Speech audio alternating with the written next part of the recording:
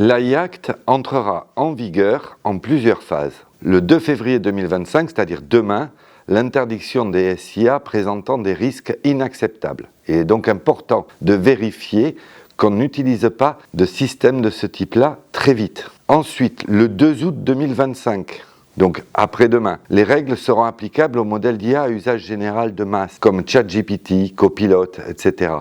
Et c'est aussi à cette date que seront nommées les autorités de contrôle. Enfin, le 2 août 2026, toutes les autres règles seront applicables en dehors des systèmes d'intelligence artificielle à haut risque, pour lesquels une période d'une année supplémentaire est laissée. Ainsi, deux politiques peuvent être suivies. L'anticipation, qui, soyons honnêtes, n'est pas la principale qualité des Français en matière de réglementation. L'attentisme, qui, dans ce cas précis, pourrait être préjudiciable d'un point de vue concurrentiel. En effet, et peu importe le calendrier, l'un des objectifs prioritaires de ce règlement est de créer un cadre de confiance au sein du marché européen. Et on sait que l'IA fait peur à 58% des Français. Anticiper, c'est donc contribuer à la mise en œuvre de ce cadre et profiter ainsi d'un avantage concurrentiel dans le cadre européen.